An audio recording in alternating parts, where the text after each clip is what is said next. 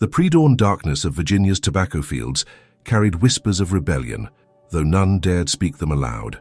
At Whitmore Manor, where the Rappahannock River curved through endless acres of golden leaf, the crack of the overseer's whip split the morning silence like thunder. Sarah's calloused hands moved mechanically through the tobacco stalks, her dark eyes fixed on the ground, but her mind burned with memories that refused to fade. Memories of a time when she had known love, when her family had been whole, when hope had not yet been beaten from her soul. The manor house itself stood like a monument to human suffering, its white columns gleaming in the morning mist, while the quarters behind it festered in deliberate squalor. Built on the wealth extracted from human flesh, every brick had been mortared with blood, every board nailed with the screams of the enslaved. The contrast was deliberate. Thomas Whitmore had designed it that way, a constant reminder of the vast gulf between master and property. Margaret Whitmore stood on the manor's grand veranda, her pale blue dress pristine against the weathered columns, watching the field hands with the cold calculation of a woman who viewed human souls as livestock. At 35, she had inherited both the plantation and her late husband's cruelty, though she had refined it into something far more sinister. Where Thomas Whitmore had relied on brute force and random violence, Margaret wielded psychological torture like a surgeon's blade, precise and devastating. Her morning ritual never varied. She would emerge from the house at exactly 6 o'clock, her blonde hair perfectly arranged despite the early hour, her pale eyes scanning the fields for signs of defiance or sloth. In her delicate hands, she carried a leather riding crop that had never touched a horse. Its purpose was far more intimate and terrible. The slaves had learned to recognize the sound of her heels on the veranda boards, a clicking that preceded pain as surely as thunder preceded lightning. Sarah had served in the manor house for 15 years, ever since she was torn from her mother's arms at age 12 and sold to settle a gambling debt. The memory of that day remained vivid, her mother's screams echoing across the auction block, her own desperate cries ignored by the crowd of buyers who examined her teeth and muscles with the detached interest of horse traders. Thomas Whitmore had purchased her for her potential, recognizing in her young face an intelligence that could be molded into perfect servitude. Now 27, Sarah moved through the grand rooms with silent efficiency, her every step measured, her face a mask of compliance that had taken years to perfect. But beneath that carefully constructed facade, something deadly was taking root, a hatred so pure and concentrated that it had begun to transform into something else entirely. Where once there had been desperate hope for escape or rescue, now there was only the cold mathematics of revenge. The mistress took particular pleasure in Sarah's suffering, though the reasons remained as mysterious as they were cruel. Perhaps it was because Sarah could read and write, skills forbidden to slaves but secretly taught to her by Martha Hayes, the previous overseer's wife, before consumption claimed the woman's life. Perhaps it was because Sarah's quiet dignity reminded Margaret of her own moral failures, her own descent into monstrosity. Whatever the reason, Margaret had made Sarah's existence a carefully orchestrated symphony of torment.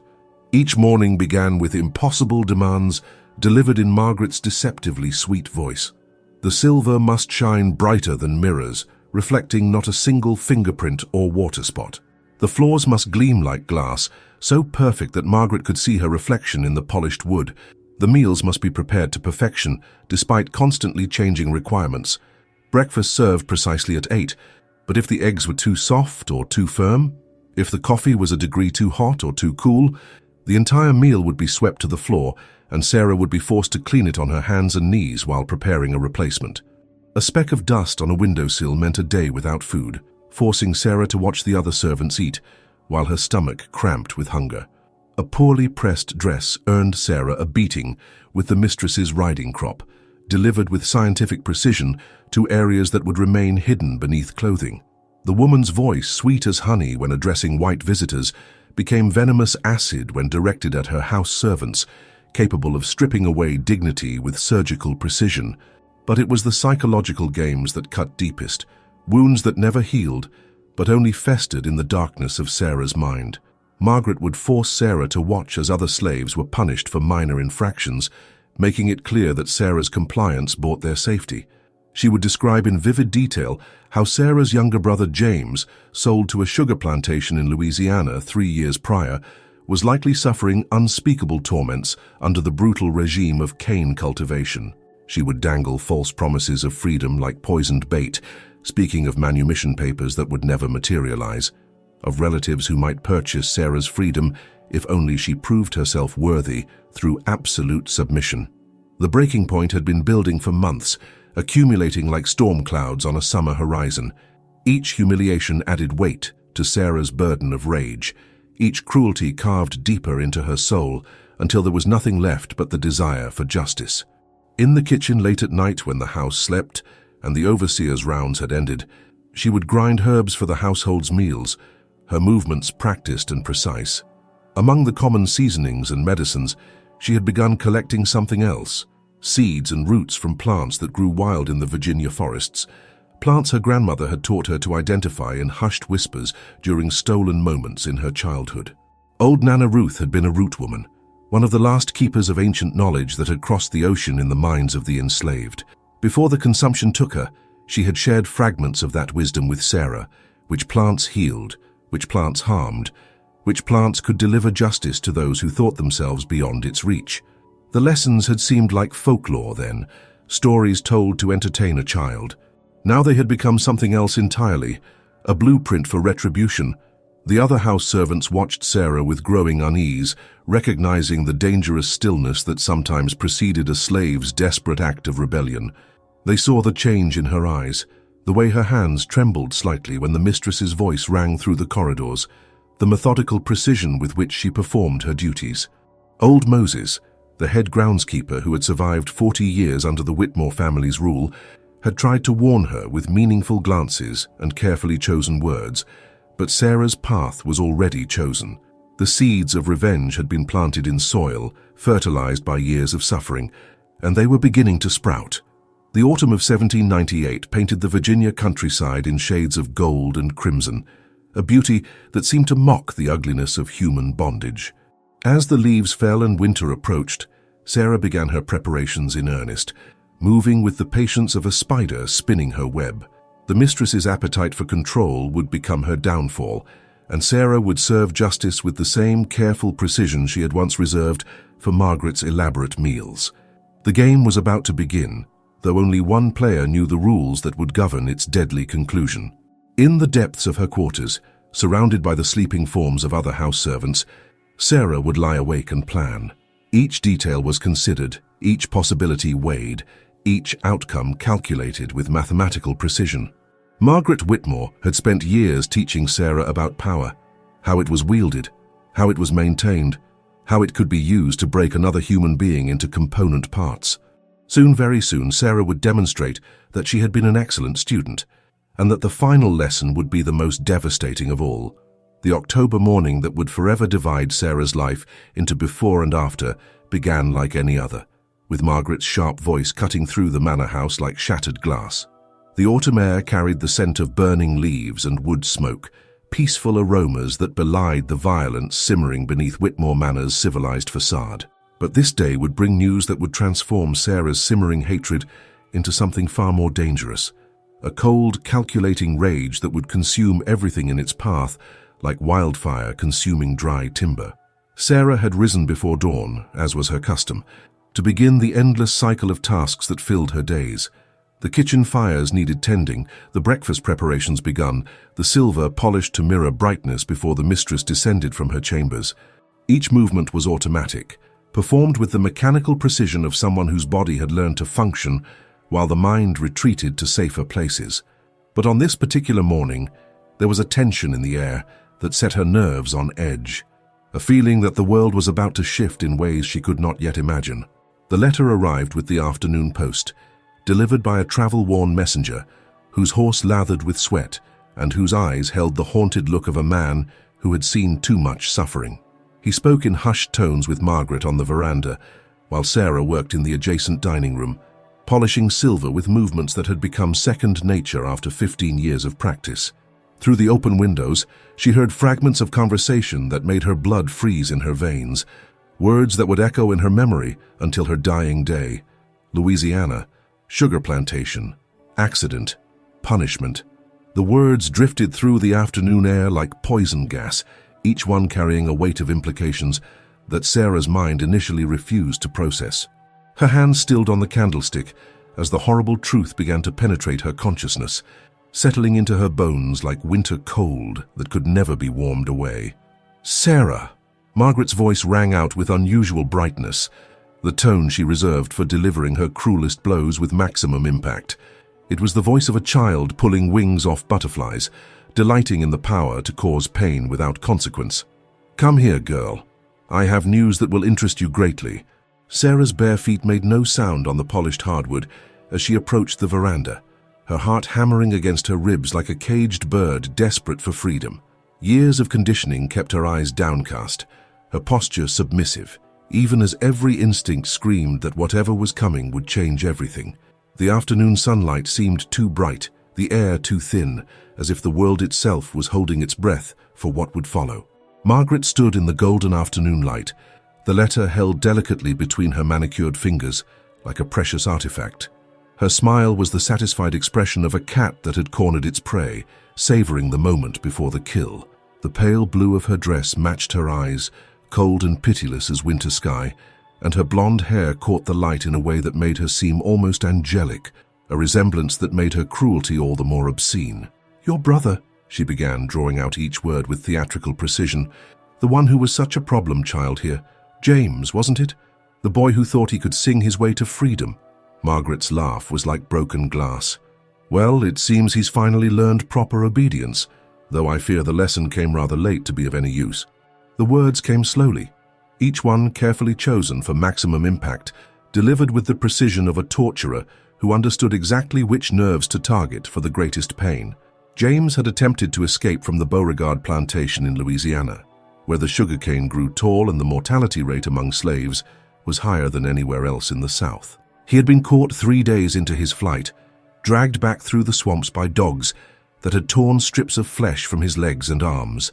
The punishment had been swift and severe, designed not just to destroy James, but to serve as an example to the other slaves who might harbor similar dreams of freedom. They had gathered the entire plantation to witness what happened to those who dared to run, forcing them to watch as justice was administered with brutal efficiency. They had to remove his feet, Margaret continued conversationally, as if discussing the weather or the price of tobacco. Apparently the stumps healed poorly. The overseer used an axe rather than a surgeon's saw, so much more economical, though admittedly less precise. Infection set in within hours. The silver candlestick slipped from Sarah's nerveless fingers, clattering to the floor with a sound that seemed to echo through eternity. For a moment, the world tilted on its axis, reality shifting in ways that made her stomach lurch with vertigo. James, her baby brother, who had taught her to catch fireflies in mason jars during the brief moments of joy their childhood had contained. James, who had hummed spirituals while working in the fields, his voice clear and strong, despite the chains that bound his body. James, who had whispered promises that they would be free someday, that they would find their way back to each other and reclaim the family that slavery had torn apart. "The fever took him slowly," Margaret added, watching Sarah's face with the clinical interest of a scientist observing a specimen under glass. 3 days of delirium, calling out for his mama, his sister, anyone who might come to save him. But of course, no one came. No one ever comes, do they, Sarah? That's the beauty of our peculiar institution. It teaches such valuable lessons about the nature of hope. "Pick that up," Margaret commanded, her voice sharp with satisfaction as she gestured to the fallen candlestick. "And polish it again. Your clumsy fingers have left marks, and I will not tolerate imperfection in my household." Sarah knelt slowly, her movements mechanical, as if her body belonged to someone else. The polished floor was cold against her knees, but she barely felt it. Inside her chest, something fundamental was breaking apart. The last threads of hope and humanity that had sustained her through 15 years of bondage. The dreams she had harbored of someday reuniting with James, of escaping together to the north where freedom waited, crumbled like leaves in an autumn wind. In their place, something else was crystallizing, hard and cold, and utterly without mercy. It was a transformation as complete as ice forming on a pond, changing the very substance of her being from something soft and vulnerable into something that could cut like glass. The grief would come later, in the dark hours when she was alone with her memories. For now there was only the terrible clarity of purpose that comes when all other options have been stripped away. "He died screaming your name," Margaret added, as if the previous torments had not been sufficient. "The overseer told me it was quite pitiful, really. A grown man crying for his sister like a child in the dark. I suppose he never realized that you were just as powerless as he was, just another piece of property to be used and discarded at will." That evening, as Sarah prepared the mistress's supper, her hands were steady for the first time in months. The kitchen felt different somehow, as if the very air had changed its texture, becoming thinner and more dangerous. She moved among the familiar pots and pans with new purpose, her grandmother's whispered lessons echoing in her memory like prophecy delivered from beyond the grave. In the herb garden behind the kitchen, certain plants had been waiting for this moment, growing in the Virginia soil like instruments of justice planted by Providence itself. Pokeweed, with its dark purple berries and toxic roots that could stop a heart in hours. Jimson weed, beautiful and deadly, its trumpet-shaped flowers hiding potent alkaloids that could drive a person mad before delivering them to their final rest. Most dangerous of all, the destroying angel mushrooms that grew in the deep woods, innocent-looking white caps that could fell a horse within hours, and a human being with even greater certainty. Sarah had been gathering these plants for weeks, drying them carefully in hidden corners of the manor house, grinding them to powder in the dark hours before dawn when even the overseer slept. She had studied their effects with the same dedication she had once applied to reading the Bible in secret, memorizing every detail of their action, every symptom of their influence. She knew exactly how much was needed, how long the effects would take to manifest, how much suffering would precede the final release. The mistress would have her justice, but it would come disguised as hospitality, delivered with the same gracious service that had characterized all of Sarah's years in bondage. Margaret Whitmore, who had built her power on the systematic destruction of human spirits, would discover that even the most broken souls could strike back when driven beyond the point of endurance.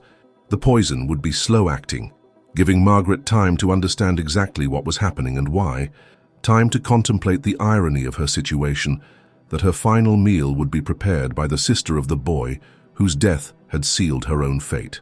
As Sarah worked in the lamplight, grinding herbs with methodical precision, she felt something she had not experienced in years: peace. Not the false tranquility of submission, but the deep calm that comes with absolute certainty of purpose. Tomorrow would bring the reckoning that had been 15 years in the making, justice served with the same attention to detail that Margaret had demanded in all things. The slaves who had suffered under the woman's reign would be free of her cruelty, and James would be avenged in a manner befitting the magnitude of his suffering. The candlelight flickered across Sarah's face, illuminating features that had been transformed by grief and purpose. The submissive house slave was gone forever, replaced by something far more dangerous, a woman with nothing left to lose and everything to gain from one perfect act of retribution. In the shadows cast by the dancing flame, she looked almost supernatural, like an avenging angel sent from heaven to balance the scales of justice that earthly law had left forever tilted. Outside, the Virginia night was alive with the sounds of autumn, the rustle of falling leaves, the distant call of nightbirds, the whisper of wind through the tobacco fields. But inside the kitchen of Whitmore Manor, there was only silence and the steady rhythm of Sarah's work as she prepared to serve justice with her own hands, to deliver a judgment that would echo through the corridors of hell itself. November settled over Whitmore Manor like a burial shroud, its grey skies and bare branches reflecting the cold determination that had taken root in Sarah's heart. The autumn winds carried the scent of decay, of leaves returning to the earth from which they had sprung, and with each passing day, the cycle of death and renewal seemed to whisper promises of justice to those who had been denied it by the laws of men. 3 weeks had passed since the news of James's death, and in that time, Sarah had become someone entirely different. A predator, masquerading as prey, moving through the manor house with deadly purpose hidden beneath her mask of servitude. The transformation was subtle but complete, visible only to those who knew how to read the signs. Her movements had acquired a new precision, each gesture calculated for maximum efficiency. Her eyes, once downcast in permanent submission, now observed everything with the keen attention of a hunter studying her prey. Most telling of all was the change in her voice. The tremor of fear had been replaced by something steady and implacable, as if she had discovered within herself a source of strength that no amount of brutality could touch. The other house servants noticed the change, but could not identify its source. Old Moses watched her with increasingly worried eyes, recognizing the dangerous stillness that sometimes preceded a slave's desperate act of rebellion. He had seen it before, in the months before Denmark Vesey's planned uprising, in the weeks before Nat Turner's bloody revolt. It was the look of someone who had moved beyond hope and fear into a realm where only action mattered, where the consequences of defiance seemed preferable to the continuation of unbearable suffering. "Child," he had whispered to her one evening as they worked together in the kitchen garden, "whatever you're planning, remember that they'll make us all pay for it. Every soul in these quarters will suffer for what you do." Sarah had looked at him with eyes that seemed older than her 27 years, eyes that had seen too much and forgiven too little. "Some prices are worth paying, Moses. Some debts can only be settled in blood." The plan required patience and precision, qualities that 15 years of slavery had taught Sarah in abundance. Margaret Whitmore was a creature of rigid habits, and Sarah had spent those years cataloguing every detail of her mistress's daily routine with the thoroughness of a scholar studying ancient texts. She knew when Margaret rose, when she took her meals, when she retired to her private chambers. Most importantly, she knew about Thursday evenings, the sacred ritual of solitary indulgence where Margaret would dismiss the other servants and dine alone in the small parlor, reading correspondence and reviewing the plantation's financial records by candlelight. It would be perfect. Thursday evenings represented Margaret at her most vulnerable, isolated from witnesses and consumed by the paperwork that detailed her dominion over human lives. The setting was intimate, the timing predictable, and the opportunity for subtle intervention was ideal. Sarah had been serving those Thursday dinners for years, moving through the candlelit room like a ghost, invisible in her efficiency, forgotten in her perfection. Sarah had been experimenting for weeks, testing small amounts of her carefully prepared poisons on the plantation's rats that infested the storage buildings and slave quarters. She observed their symptoms with scientific detachment, noting how long each compound took to work, which combinations produced the most reliable results, which methods of administration were most effective. The destroying angel mushrooms, she discovered, were particularly effective when mixed with pokeweed root. The combination masked the bitter taste while ensuring a slow, agonizing decline that would mirror the suffering Margaret had inflicted on others. The rats had been unwilling teachers, but their deaths had provided crucial information. A pinch of the powder mixed into soup produced convulsions within an hour. A larger dose in bread brought paralysis and death within 3 hours. The optimal amount, enough to guarantee death while allowing time for the victim to understand what was happening, required exactly 1 teaspoon of the combined powders, mixed thoroughly into a liquid that would mask the taste. Margaret, meanwhile, had grown bolder in her cruelties, as if James's death had removed some invisible restraint on her behavior. She had begun forcing Sarah to read aloud from the letter describing her brother's final days, savoring each word like a fine wine. The ritual had become part of Margaret's Thursday evening routine, a twisted form of entertainment that she seemed to find endlessly amusing. "Your brother screamed for 3 days before the fever took him," Margaret would say, settling back in her chair with evident satisfaction. "I imagine he called for you, wondering why his sister never came to save him. Did he die thinking you had forgotten him, do you suppose?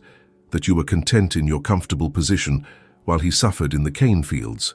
Each repetition of this torment only strengthened Sarah's resolve, adding new layers to her hatred like sediment building on a riverbed. She had moved beyond anger into something colder and more dangerous, a realm where justice and vengeance became indistinguishable, where the mathematical precision of revenge could be calculated with the same attention to detail that Margaret demanded in all household matters. The mushrooms had been gathered on a moonless night from a grove deep in the forest, their pale caps glowing like ghosts in the darkness. Sarah had moved through the woods with the stealth of a hunter, following paths that her grandmother had shown her decades earlier, when the old woman was still alive to share the dangerous knowledge that had crossed the ocean in the minds of the enslaved. The destroying angels grew in fairy rings beneath ancient oaks, their innocent appearance belying their lethal nature. Sarah had dried them carefully in the kitchen's unused storage room, grinding them to a fine powder, that could be mixed seamlessly into soup or stew. The pokeweed roots had been harvested from the plantation's forgotten corners, their toxins concentrated through careful preparation that would have impressed any trained apothecary. The Jimson weed had been the most dangerous to gather, its psychoactive compounds capable of causing hallucinations and madness, even through skin contact. But Sarah had handled it with the reverence due to such a powerful ally. But the physical preparation was only half the battle. Sarah also had to consider the aftermath, the investigation that would surely follow Margaret's death, the suspicion that would fall on every slave in the household. Margaret's death would bring questions, scrutiny, the possibility of mass executions if the authorities suspected deliberate poisoning. Sarah would need to be clever, to make Margaret's death appear natural or accidental, to create a narrative that would satisfy the white investigators who would descend on the plantation like vultures on carrion. The solution came to her while preparing one of the mistress's elaborate dinner parties, watching the white guests sample dozens of dishes without a thought for their safety or the hands that had prepared their meals. Food poisoning was common enough, especially in autumn when preservation became more difficult and ingredients could spoil without obvious signs. If Margaret became ill after eating dinner, it would be tragic but not necessarily suspicious, particularly if other household members showed similar symptoms from eating different foods. Sarah began laying the groundwork weeks in advance, occasionally mentioning to the other servants her concerns about certain ingredients, noting that some of the stored meat seemed questionable, expressing worry about the quality of mushrooms that the kitchen had been using. She would need to make herself sick as well, but mildly, creating the perfect cover for her crime while ensuring that she survived to see justice served. The plan required her to prepare 3 different meals that Thursday evening. Margaret's soup would contain the fatal dose of destroying angel and pokeweed, perfectly masked by cream and mushrooms that would appear entirely normal. Sarah's own portion would be laced with just enough Jimson weed to produce convincing symptoms of food poisoning without causing permanent damage. The other servants would eat from preparations that were entirely safe, ensuring their survival while providing witnesses to the household-wide illness that would explain Margaret's death. As the planned Thursday approached, Sarah felt a strange calm descending over her, the peace that comes with absolute certainty of purpose. For 15 years she had endured Margaret's systematic cruelty, had watched other slaves suffer and die under her mistress's tender mercies, had swallowed her rage and hidden her intelligence and pretended to be the perfect servant that white society demanded.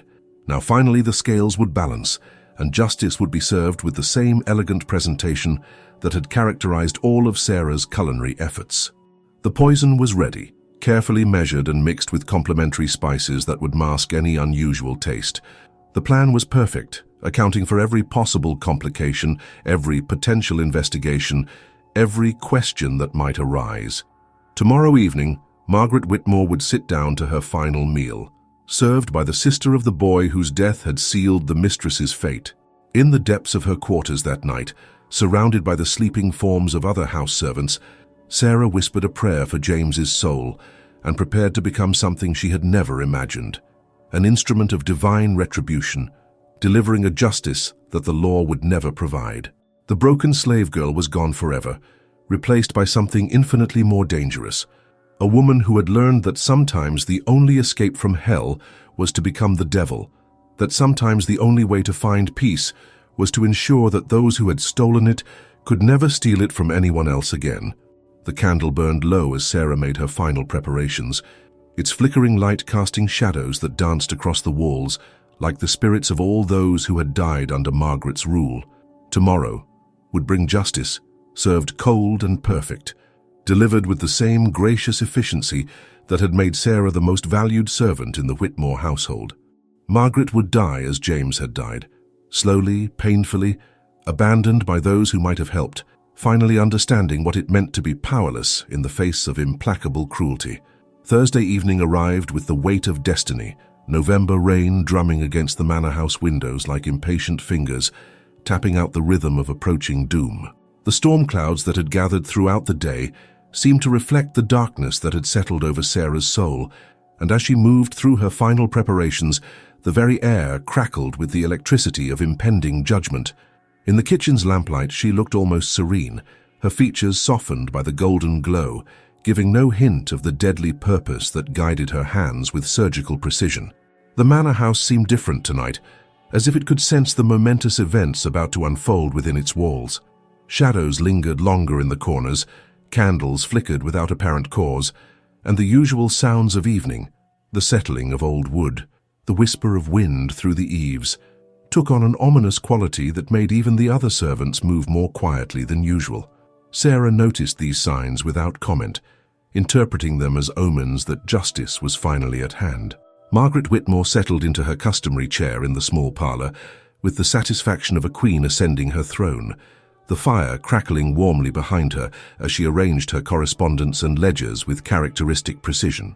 The evening ritual was sacred to her, a time when she could review her dominion over human lives with the satisfaction of a general surveying conquered territory, calculating profits extracted from human misery with the cold efficiency of a banker tallying interest on blood money. The room itself was a testament to wealth built on suffering. Fine china from England graced the mahogany table, while silver candlesticks cast dancing shadows on wallpaper imported from France.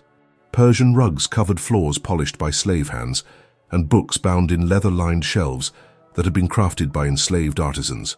Every luxury had been purchased with the sale of human beings, every comfort earned through the systematic destruction of families like Sarah's. "The usual Thursday fare," Margaret commanded without looking up from her papers, her voice carrying the casual authority of someone accustomed to absolute obedience. "And Sarah, I want you to read that letter again while I eat. James's letter. I find it aids my digestion wonderfully, hearing about the fate of runaway slaves. It serves as such a pleasant reminder of the natural order of things." Sarah's voice was steady as she replied, "Yes, mistress." The words carried no trace of the volcanic fury that burned beneath her composed exterior. Inside her chest, her heart beat with the slow, measured rhythm of a funeral drum, counting down the final moments of Margaret Whitmore's life. Tonight, James would finally be avenged, and the debt of blood would be paid in full. The meal had been prepared with all of Sarah's considerable skill, elevated to an art form by the knowledge that it would be her masterpiece, the culmination of 15 years spent learning her craft, perfected by the purpose that now drove her every action. Roasted chicken glazed with honey and herbs, its skin golden and crispy, the meat tender enough to fall from the bone, fresh bread, still warm from the oven, its crust crackling softly as it cooled, a rich mushroom soup that would serve as the perfect delivery system for Margaret's final judgment. The destroying angel mushrooms incorporated so seamlessly that even a trained chef would not have detected their presence. The soup was a work of art in itself, creamy and fragrant with herbs that Margaret particularly enjoyed. Sarah had spent hours perfecting the recipe, testing different combinations of seasonings until she achieved the exact flavor profile that would mask the bitter compounds of the destroying angels. Heavy cream from the plantation's dairy, fresh thyme from the kitchen garden, a touch of white wine that Margaret had unknowingly provided from her own private stock. Every ingredient chosen to create a symphony of taste that would make the poison completely undetectable. Sarah had also prepared a smaller portion for herself, laced with just enough Jimson weed to produce convincing symptoms of food poisoning without causing permanent damage. The dose had been calculated with mathematical precision, enough to make her violently ill, but not enough to threaten her life. The other servants would eat from different preparations, ensuring their safety while providing the perfect cover story for the tragedy that was about to unfold. "This smells divine," Margaret commented, as Sarah set the steaming bowl before her, the compliment delivered with the grudging acknowledgement of someone who rarely praised anything. "You've finally learned to cook properly after all these years. Perhaps there's hope for your race after all, though I suppose it took the death of your brother to finally motivate you to excellence." The irony was not lost on Sarah as she retrieved the dreaded letter from Margaret's writing desk. Her hands remained steady as she unfolded the paper, though her soul blazed with righteous fury hot enough to melt steel. This would be the last time anyone would have to endure these words, the last time Margaret would derive pleasure from the detailed description of human suffering. The letter itself was a masterpiece of bureaucratic cruelty, written by Overseer William Beauregard, in the dispassionate language of a man documenting the destruction of livestock. Each word had been chosen for maximum efficiency, conveying the essential facts without wasting time on unnecessary emotion or humanity. It was the perfect reflection of a system that had reduced human beings to entries in an accounting ledger. "The runaway slave James," Sarah began reading, her voice carefully modulated despite the tears she would not allow to fall, "was apprehended after 3 days in the swamps, following his attempt to escape to Spanish Florida. As per your previous instructions regarding the treatment of flight risks, punishment was administered immediately to discourage further attempts at escape among the other slaves under my supervision." Margaret lifted the first spoonful of soup to her lips, sighing with pleasure at the rich flavor that would be the last taste she would ever truly enjoy. She had always appreciated fine food, viewing it as one of the privileges of her elevated station, never considering the hands that prepared it or the suffering that had purchased her luxury. The mushrooms had been prepared to perfection, their earthy taste complementing the cream base beautifully, their deadly compounds already beginning their invisible work. "Continue," she ordered, gesturing with her spoon while savoring another mouthful of the soup that would be her undoing. "The best part is coming. I particularly enjoy hearing about the punishment itself. Such creative justice, don't you think?" Sarah's voice never wavered as she read the clinical description of her brother's torture, though inside she was counting each spoonful Margaret consumed with the precision of a physician monitoring a crucial medication. 1, 2, 3. Each sip carried James's killer closer to her own destruction, justice measured in teaspoons and administered with the same gracious service that had characterized Sarah's entire bondage. "The amputation was performed without anesthetic, as you specified in your correspondence," Sarah continued, her voice maintaining its steady cadence, even as her heart screamed in anguish. The slaves' screams could be heard throughout the quarters, serving as an effective deterrent to the other workers. "We used an axe rather than a surgical saw, both for economy and to ensure that the lesson would be remembered by all who witnessed it." Margaret had finished nearly half the soup, her appetite undiminished by the gruesome details she was hearing. If anything, the combination of fine food and human suffering seemed to enhance her pleasure, the satisfaction of absolute power seasoning her meal more effectively than any spice. She moved on to the chicken, cutting delicate portions with her silver knife, each bite bringing more of the poison into her system. "Your brother was quite the screamer," Margaret observed conversationally, as if discussing the weather or the quality of the wine. "I'm told he called your name repeatedly during the procedure. Sarah, Sarah, Sarah, like a prayer to a god who couldn't hear him, or perhaps wouldn't answer. Did you know that slaves often call for their families when they die? It's quite touching, really, in a primitive sort of way." The words hit Sarah like physical blows, but she maintained her composure through sheer force of will. Margaret had perhaps 15 minutes before the first symptoms would manifest, 15 minutes of continued torment that Sarah would endure because justice demanded this final sacrifice. 25 years of slavery, 15 years of systematic torture, 3 weeks of planning, all leading to this moment when the scales would finally balance. "Infection set in within hours of the procedure," Sarah read, her voice still steady, despite the tremor in her hands that held the damning document. The slave developed a high fever and began showing signs of delirium. He spoke constantly of his sister, apparently believing she would come to rescue him from his suffering. Margaret finished the soup and moved on to the bread, spreading butter with obvious enjoyment, completely unaware that death was already coursing through her veins. The poison was now fully in her system, beginning its deadly work at the cellular level, attacking her liver and kidneys with ruthless efficiency. Soon, very soon, the reckoning would begin. "The poor, deluded creature," Margaret mused, her voice dripping with false sympathy, believing his sister could save him. "Did he never realize you were just as powerless as he was? Just another piece of property to be used and discarded at the whim of your betters?" Sarah closed the letter carefully, folding it along its familiar creases with the reverence due to a sacred text. When she spoke, her voice carried a new quality, something cold and final that made Margaret look up from her meal with the first flicker of unease, some primitive instinct warning her that the balance of power in the room had suddenly shifted. "He knew I would save him," Sarah said quietly, her words cutting through the evening air like a blade. "Maybe not his body, that was beyond my power then, but his soul demanded justice. And justice, Mistress Whitmore, is exactly what you're about to receive." Margaret's fork paused halfway to her mouth, her pale eyes narrowing with the first stirrings of understanding. In the lamplight, Sarah's face had transformed completely, the mask of servitude falling away to reveal the deadly purpose that had driven her actions for weeks. For the first time in 15 years, Margaret was looking at Sarah as an equal, and what she saw there made her blood run cold. "What are you talking about?" Margaret demanded, but her voice lacked its usual commanding tone. Something in Sarah's expression was triggering alarms in her predator's brain, warning her that she was no longer the hunter, but the prey. "The mushrooms in your soup," Sarah said with terrible calm, each word delivered with the precision of a death sentence. "Destroying angels, we call them. Beautiful, innocent-looking, and absolutely fatal. You have perhaps 10 minutes before the first symptoms begin, 30 minutes before the pain becomes unbearable, 6 hours before your liver fails completely." Margaret's face went white as parchment, the fork falling from her nerveless fingers to clatter against the fine china plate. "You're lying," she whispered, but her eyes were already wide with growing terror, her body instinctively recognizing the truth, even as her mind recoiled from it. "I learned their properties from my grandmother," Sarah continued, her voice carrying 15 years of suppressed fury finally given voice. "She taught me many things about plants that kill, plants that heal, plants that exact perfect justice.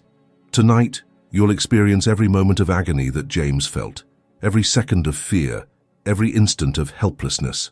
Margaret lunged for the bell cord to summon help, but Sarah was faster, catching her wrist with surprising strength. For the first time in 15 years, their positions were reversed.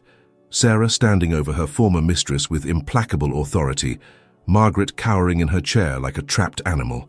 "No one is coming," Sarah said softly, her grip tightening on Margaret's wrist. "I sent the other servants away early, remember? It's just you and me now, Mistress Whitmore. Just you and the justice you've earned through years of cruelty." As if summoned by her words, the first symptoms began to manifest. Margaret doubled over with sudden, violent cramping, her face contorting with pain that would only grow worse as the hours passed.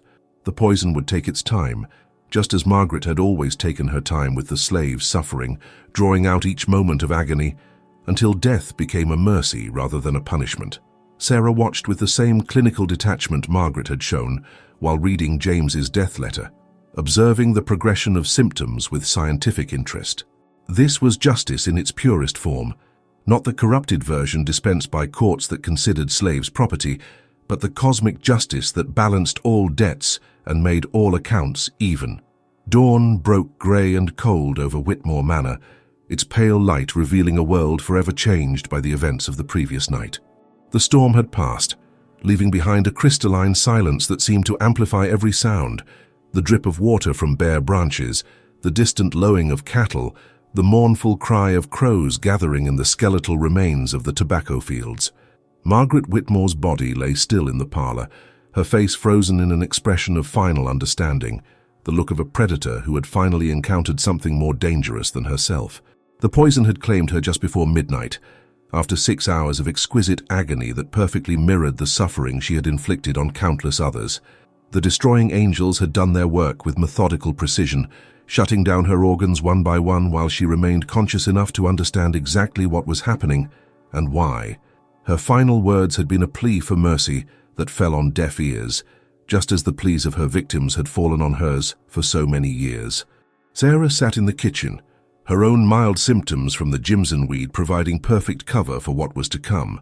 She clutched her stomach and moaned softly, playing the role of another victim of the tragic food poisoning that had struck the manor house. When the other servants discovered their mistress's body, Sarah would be just another casualty of the mysterious illness, her carefully constructed alibi flawless in its simplicity. The authorities arrived within hours of the discovery, led by Sheriff Thomas Bradford, a hard man who viewed slave uprisings as threats to the natural order of Virginia society. He questioned each servant with the thoroughness of an inquisitor, searching for any sign of conspiracy or rebellion, but found nothing to contradict Sarah's story. The mushrooms had been foraged from the forest by mistake, a tragic case of mistaken identification that claimed one life and sickened others. Probably picked them thinking they were safe to eat, Bradford concluded, after examining the remains of the soup and interviewing the household staff. These destroying angels look mighty similar to edible mushrooms if you don't know what you're looking for. Poor girl here. He gestured at Sarah, who sat hunched over a basin, maintaining her act of food poisoning. Probably thought she was gathering supper ingredients and ended up killing her mistress by accident. Dr. Marcus Webb, the plantation's physician, and a man who had seen enough death to recognize its various forms, confirmed the diagnosis after a thorough examination of Margaret's remains. Classic mushroom poisoning, he declared with professional certainty. The symptoms are unmistakable: cramping, vomiting, liver failure, eventual organ shutdown. A horrible way to die, but entirely consistent with destroying angel consumption. The slave girl was fortunate to receive a smaller dose, though she'll be sick for days yet. Sarah accepted their condolences with appropriate humility, playing the role of the grieving servant who blamed herself for the tragic accident. Inside, she felt nothing but cold satisfaction and the deep peace that comes with justice finally served. Margaret Whitmore's estate would pass to distant relatives in Richmond, who had no interest in managing a remote Virginia plantation, and the slaves would likely be sold and scattered to different masters. But any new owner would be preferable to the monster who had ruled them with such creative cruelty. The funeral was a grand affair, attended by the cream of Virginia society, who came to pay their respects to one of their own. They spoke of Margaret's tragic death, her dedication to maintaining proper order, her skill in managing her peculiar institution. None mentioned the slaves who had died under her rule, the families she had destroyed, the human misery she had cultivated with such artistic precision. 3 days after Margaret's burial, as Sarah helped prepare the manor house for its new owners, she received an unexpected visitor. Old Moses approached her in the kitchen garden, where she was gathering the last of the autumn vegetables, his weathered face grave with knowledge that went beyond words. "I know what you did, child," he said quietly, his voice carrying no judgment, only the weary understanding of someone who had survived 4 decades of slavery. These old eyes have seen enough to recognize justice when it comes calling, even if it wears the face of accident. Sarah met his gaze steadily, her expression revealing nothing. "I don't know what you mean, Moses." "Course you don't," he replied with a slight smile that spoke of shared secrets and unspoken truths. "But that woman's cruelty died with her, and sometimes that's the only victory we can claim in this world. Your brother's spirit can rest easy now, knowing his sister found a way to balance the scales." News of Margaret Whitmore's death spread throughout the Virginia slave community like wildfire, carried by the informal network of communication that existed among the plantations despite every effort to prevent it. The story grew in the telling: the cruel mistress who had met her end through her own appetites, the justice that had finally found its way to Whitmore Manor through mysterious means. Sarah's name was never mentioned, but among the slaves who labored under similar tyrannies, there was a new sense of possibility, a whispered understanding that even the most powerless could find ways to strike back. The plantation was sold within 6 months to the Harrison family from Richmond, who proved to be far more humane in their treatment of their human property.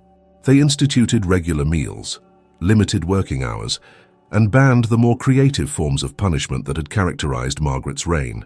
Sarah was transferred to a household in Norfolk as part of the estate settlement, where she served quietly for 3 more years before the Underground Railroad finally carried her north to freedom. She never spoke of what had happened at Whitmore Manor, carrying the secret of her perfect revenge like a sacred trust. In her new life as a free woman in Philadelphia, Sarah became a seamstress and later a teacher in schools for freed slaves. She married a gentle minister named Isaiah Washington and bore 3 children, 2 daughters and a son she named James, in honor of her brother's memory. When students would ask her about her time in bondage, she would speak of patience, dignity, and the importance of education. She taught them to read and write with the same passion that had once driven her to learn, passing on the gift of literacy that had been forbidden to her for so many years. But sometimes, in the deep of night, when the memories pressed too close, she would remember the look in Margaret Whitmore's eyes when understanding finally dawned, and she would know that justice, however delayed, had finally been served. The lesson she carried from that terrible night was complex and dangerous, that justice delayed was not justice denied, that the powerless possessed weapons their oppressors could never anticipate, and that sometimes the only path to freedom led through the valley of the shadow of death.